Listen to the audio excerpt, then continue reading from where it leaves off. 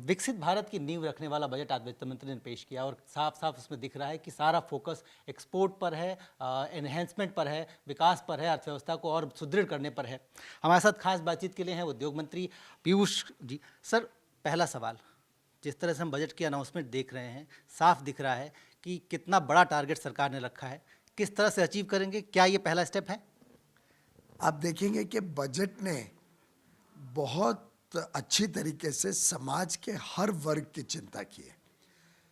Middle class को जेब में ज़्यादा पैसा हो, इनकम टैक्स में बहुत बड़ी राहत, आखिर 12 लाख रुपए तक कोई टैक्स नहीं, 12,75,000 तक सैलरी अर्नर को कोई टैक्स नहीं। एक प्रकार से मानो सभी मिडिल टैक्स को मुक्त कर दिया टैक्स से। और इतनी बड़ी राहत जो मिली है, जो 1 लाख करोड़ रुपए लोगों की जेब में अधिक आएगा, उससे स्वाभाविक है कि डिमांड लेड ग्रोथ के लोगों की जो आवश्यकताएं हैं, जो लोग खर्चा करेंगे इस बचत में से, उससे जो ग्रोथ या उससे जो अर्थव्यवस्था को बल मिलेगा, वो एक बहुत बड़ा अहम पहलू है इस बजट का। साथ में इंफ्रास्ट्रक्चर पे तो निवेश होगा ही, इस बार निर्यात को भी कैसे बढ़ाना और मैन्युफैक्चरिंग के ऊपर थ्रस्ट देना, ये दो भी बहुत स्पष्ट दिखता है बजट में। प्रधानमंत्री नरेंद्र मोदी जी और माननीय वित्त मंत्री निर्मला जी ने एक तरीके से किसानों के लिए मखाना बोर्ड बने, किसानों को कॉटन में कैसे प्रोडक्टिविटी बढ़े, कापूस में किसानों को कम ब्याज पे कैसा पैसे ज़्यादा मिले, केसीसी में 3 का 5 लाख कर दिया।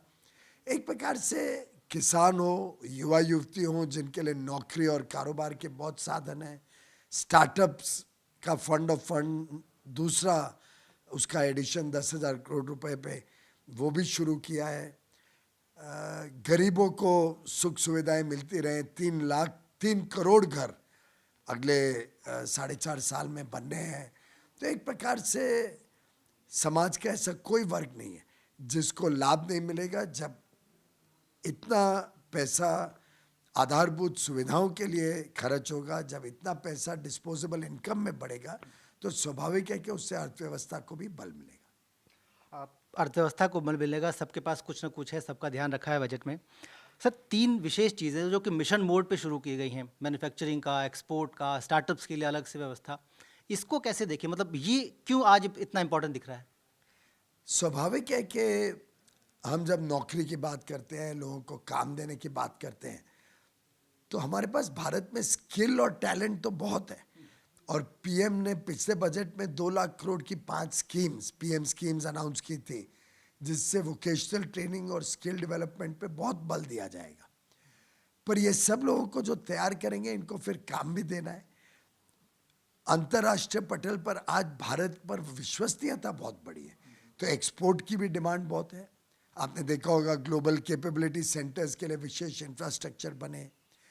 टूरिज्म जो एक प्रकार का एक्सपोर्ट अर्निंग्स ही है, विदेश से टूरिस्ट आए, इसके लिए 50 डेस्टिनेशन ढूंढ के उसकी मार्केटिंग करना, उसका इंफ्रास्ट्रक्चर सुधार करना, कनेक्टिविटी सुधार करना, ये एक बड़ा होलिस्टिक बजट है, कॉम्प्रिहेंसिव बजट है। अलग अलग तरीके से ये देश को तैयार कर रहा है विकसित भारत बनने के लिए। क्वालिटी पर फोकस, टेक्नोलॉजी पर focus, ease of doing business पर फोकस, लोगों का जीवन सरल हो उस पर फोकस। तो एक प्रकार से बहुत बैलेंस्ड बजट भी है, कंटिन्यूटी भी करते हैं, पुरानी स्कीम्स वगैरह अच्छी तरीके से चलें, आगे भी बढ़ती रहें, और विकसित भारत का जो मार्ग है उसको प्रशस्त करने वाला ये बजट है।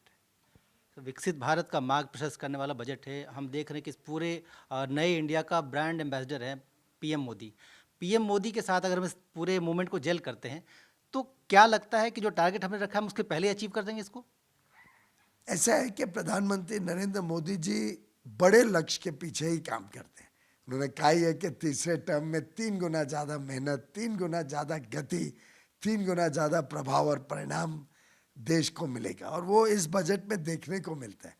प्रधानमंत्री नरेंद्र मोदी जी ने जो आज देश में और पूरे विश्व में लोगों का दिल जीता है, उसका लाभ भारत को मिल रहा है।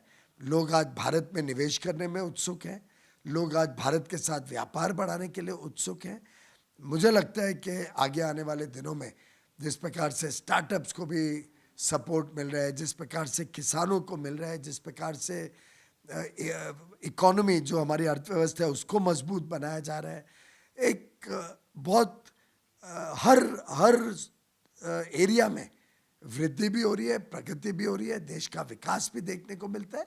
तो अवश्य देशवासियों को इसका लाभ जल्द से जल्द पहुंचाना, यही प्रधानमंत्री मोदी जी की संवेदनशीलता दिखती है इसमें। एक आखिरी सवाल है सर, एक जन सेवक के नाते पीयूष गोयल को कैसा लगता है बजट, और एक उद्योग मंत्री होने के नाते पीयूष गोयल को कैसा लगता है बजट? एक जनता का सेवक, एक जनता के प्रतिनिधि के नाते तो वास्तव में जब हमारे मिडिल क्लास के भाई बहनों को लगभग टैक्स से मुक्ति कर दिया, 12 लाख और सैलरी अर्नर्स को 12,75,000 तक कोई टैक्स नहीं देना, और उसके बाद 24 लाख तक भी बहुत नॉमिनल टैक्स देना जो अखरे नहीं, और इतना एक एक व्यक्ति को 70,000 लाख रुपए एक्स्ट्रा बचना, ये एक बहुत बड़ी सौगात। और जितना हम प्रधानमंत्री जी का धन्यवाद करें वो कम है। मुझे लगता है दिल्ली जैसे क्षेत्र में जहाँ पे इतने बड़े पैमाने पे हमारी मिडिल क्लास रहती है, गवर्नमेंट सर्वेंट्स हैं, PSUs हैं, आर्म फोर्सेस हैं, पैरामिलिट्री फोर्सेस हैं, स्टेट गवर्नमेंट है, इन सबको, छोटे उद्योग, छोटे व्यापारी, सबको जो राहत मिली है, और देश भर में जो मिडिल क्लास को राहत मिली है, और साथ ही साथ अर्थव्यवस्था को आगे बढ़ाकर आगे चल के नौकरी के साधन, किसानों को और अधिक और ज़्यादा अवसर मिले, इन सबको देखे तो जनप्रति के नाते तो बहुत ही आनंद आता है, खुशी होती है और गर्व होता है हमारे प्रधानमंत्री जी पर साथ ही साथ जब आप गहराई से देखते हैं कि बजट में अर्थव्यवस्था के दृष्टिकोण से, उद्योग और व्यापार को बढ़ावा देने के दृष्टिकोण से, जब हम देखते हैं निर्यात आगे कैसे तेजी से बढ़े और विश्व पटल पर भारत का नाम उज्जवल हो, वो देखते हैं तो मैं समझता हूँ तभी ख्याल आता है कि प्रधानमंत्री जी कितनी अच्छी तरीके से बैलेंस करते हैं अलग अलग वर्गों के सोच को, उनकी मांगों को और उनकी ज़रूरतों को पूरा करते हैं। अर्थव्यवस्था भी मजबूत होगी और आगे आने वाले दिनों में देश भी विकसित और समृद्ध मार्ग पर तेजी से आगे बढ़ेगा। मंत्री के तौर पे आपको 3 गुना स्पीड से काम करना है, इसके लिए आपको बहुत बहुत शुभकामनाएं। Thank you.